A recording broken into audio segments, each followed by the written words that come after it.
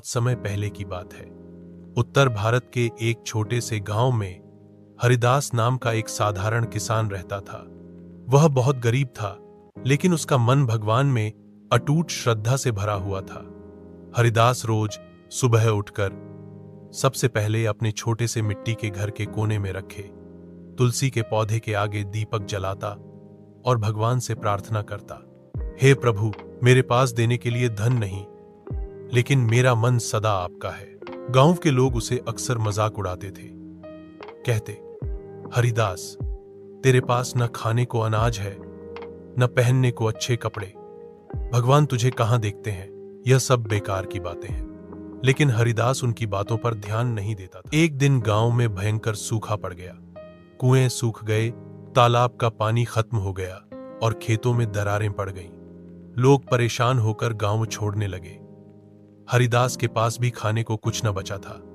उसकी पत्नी और बच्चे भूख से तड़पने लगे, परंतु हरिदास फिर भी सुबह शाम भगवान की पूजा करना नहीं भूलता था। इसी बीच एक चमत्कार हुआ। एक रात हरिदास ने स्वप्न देखा कि एक साधु उसके घर आएंगे और उसे आशीर्वाद देंगे। सुबह होते ही सचमुच एक साधु उसके द्वार पर आए।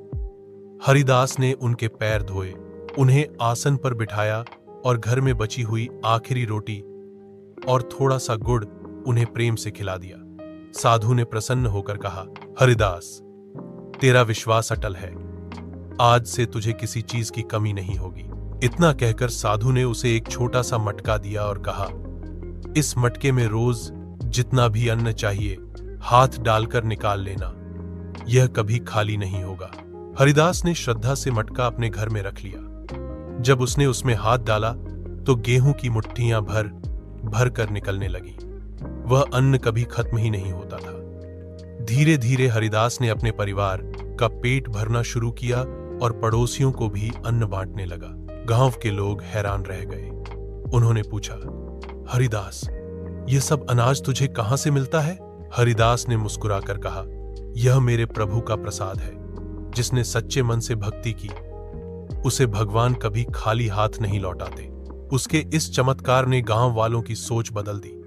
जो लोग पहले भगवान की शक्ति को नकारते थे, वे अब हरिदास के साथ मिलकर मंदिर जाने लगे और पूजा पाठ करने लगे। धीरे धीरे सूखा भी समाप्त हुआ और गांव में हरियाली लौट आई।